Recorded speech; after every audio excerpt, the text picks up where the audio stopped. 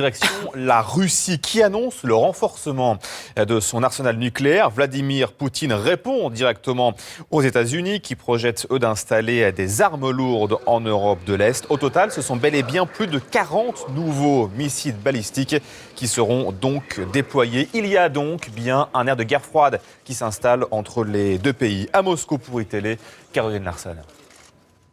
Hier, Vladimir Poutine a débuté la journée au salon Armée 2015, ce salon militaire russe qui s'est ouvert hier près de Moscou. Il y a fait une première annonce remarquée.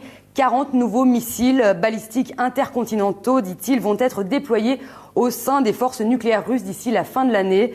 De manière générale, le président russe s'est félicité du perfectionnement du potentiel militaire de l'armée russe. Bref, Moscou ne lésine pas sur le matériel et en tout cas veut le faire croire.